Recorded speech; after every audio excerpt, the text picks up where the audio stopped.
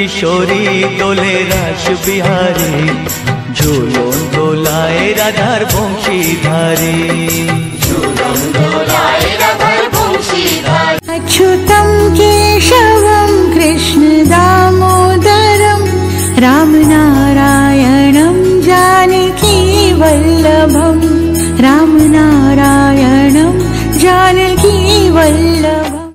Hello everyone, আমার নতুন ব্লগে আপনাদের অনেক অনেক ওয়েলকাম। আজ অনেক দিন পর আবার ব্লগ শুট করছি। তো আজ রয়েছে বাড়িতে জন্মাষ্টমীর পুজো। তো গোপালের জন্য ছোট্টখাট্টো করে অনেক কিছুই আয়োজন করেছি, সবকিছুই আজকে তোমাদেরকে এই ব্লগের মাধ্যমে শেয়ার করব। তাই পুরো ভিডিওটা অবশ্যই কন্টিনিউ দেখতে থাকুন। সবার প্রথমে স্নান টান করে পুজোর জিনিসপত্র কিনতে বরের সাথে বাজারে চলে এসেছিলাম, কারণ ও তো দেখুন ওই যে অফিসে চলে যাচ্ছে, অফিসে যাওয়ার আগে আমাকে পুজোর কটা জিনিস কিনে দিয়ে গেল। এরপর আমি বাড়িতে এসে রান্না বান্না শুরু করে দিয়েছি। যেহেতু জন্মাষ্টমী তাই গোপালের সব মন পছন্দ খাবারই বানাচ্ছি। ওই হচ্ছে লুচি, গুড় পিঠা, গুলগুড়ি, নাড়ু। আর চেন্নাইতে না পাকা তাল পাওয়া যায় না, অনেক খুঁজেছি তবুও পাকা তালের আর দেখা পাইনি। তাই এই যে গুলগুলিগুলো বানাচ্ছি এগুলো কিন্তু লাউয়ের গুলগুলি, বেশ কিন্তু সুন্দরই হয়েছে।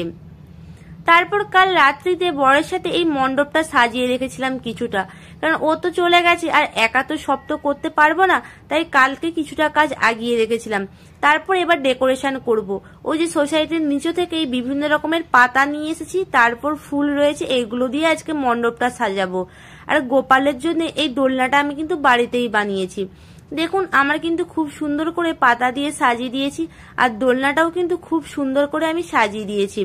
এরপর দোলনার দড়িতে বেঁধে দেওয়ার পর আমিও নিজে রেডি হয়ে সোজা চলে এসেছি গোপালের পুজো করতে। সব জোগাড়পাতি করে নিয়ে একদম বসে গিয়েছি। এবার গোপালের পুরনো জামা কাপড়টা খুলে নিয়েছি। এরপর গোপালকে স্নান করিয়ে নেব ওই দুধ, ঘি, মধু সবকিছু দিয়ে।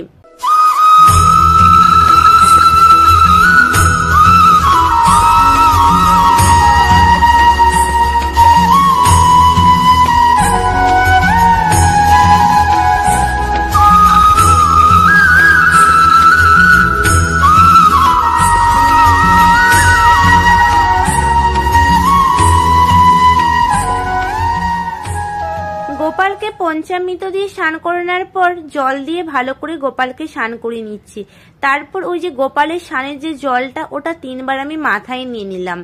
এরপর ভালো করে গোপালকে এবার গাটা পুছিয়ে দিচ্ছি, নাহলে তো গোপালকে ঠান্ডা লেগে যাবে। আর এদিকে দেখুন গোপালের জন্য নতুন আজকে সবকিছুই কিনে নিয়ে এসেছি, নতুন জামা, নতুন মাথার মুকুট, গলার হার, তারপরে গোপালের নতুন বাঁশি, সবকিছুই কিন্তু এবার গোপালকে আমি পরিয়ে দেবো এক এক করে। তো দেখুন গোপালকে নতুন জামা পরানোর পর এই রূপোর মালাটা পরিয়ে নিলাম। দেখুন গোপালকে কত সুন্দর লাগছে। এরপর সিংহাসনে গোপালকে আমি বসিয়ে দিচ্ছি, যা দারুণ লাগছে না, সত্যি খুবই সুন্দর লাগছে গোপালকে। এরপর চন্দনটা ভালো করে ঘষে নিচ্ছি। এবার ওইখান থেকে ওই বেল ফুলের মালাটা গোপালকে পরিয়ে আমি আমার পুজো শুরু করছি। শ্রী কৃষ্ণ গোবিন্দ হরে মুরারে, হে নাথ নারায়ণ वासुदेवा। श्री कृष्ण गोविंद हरे मुरारे, हे नाथ नारायण वासुदेवा। देवकी नंदन तुमको वंदन, रखते सबकी लाज, सबके स्वामी। गोपाल कृष्ण करूं आरती तेरी, हे प्रियापति मैं करूं आरती तेरी। तुझ पे उठाना बलि बढ़ जाऊं, साँझ सवेरे तेरे गुण गाऊं। प्रेम में रंगी भक्ति में तेरी, हे गोपाल कृष्ण करूं आरती तेरी। দেখুন গোপালের জন্মাষ্টমীর পুজো করে দিলাম। এই যে গোপালকে ভোগ নিবেদন করার পর আমার পুজো সমাপ্তি করলাম। আর এদিকে গোপালের জন্য বানিয়েছিলাম গুড় পিঠা, গুলগুলি, লুচি, সুজি, আলু ভাজা, পটল ভাজা, 5 রকমের নাড়ু, 5 রকমের ফল কেটেছিলাম। তারপর ছিল ক্ষীর, ছানা, পায়েস, সুজি, সাময় সবকিছুই ছিল। গোপালকে ভোগ নিবেদন করে দিয়েছি। এরপর গোপালকে না আমি দোলনায় ঝুলাবো। আর যখন দোলনায় ঝুলানো হয় তখন কিন্তু গোপালের কাছে কোনো রকম খাওয়ার থালা রাখতে নেই, তাই ভোগগুলোকে সরিয়ে দিয়ে গোপালকে এবার দোলনায় ঝুলিয়ে নেব।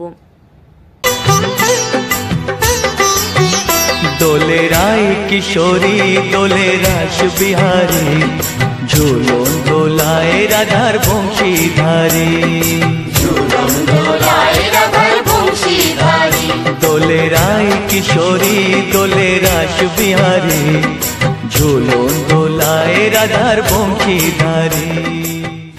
গোপালের পুজো কমপ্লিট করলাম। আর এই দোলনাতে যখন গোপালকে ঝুলাচ্ছিলাম না, সত্যি মনে একটা আলাদাই অনুভূতি হয়েছে। তো প্রথমবার গোপালকে দোলনায় ঝুলিয়েছি, তারপর দোলনাটা আবার নিজের হাতেই আমি বানিয়েছি। তো এরপর দোলনা থেকে নামিয়ে গোপালকে সিংহাসনে বসিয়ে দিচ্ছি।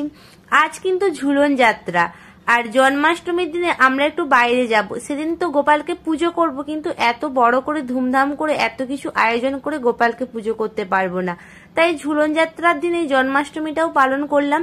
তো আজকের ব্লগটা তোমাদের কেমন লাগছে অবশ্যই কিন্তু কমেন্টে জানিও, আর গোপুকে কেমন লাগছে সেটাও কিন্তু কমেন্টে জানিও।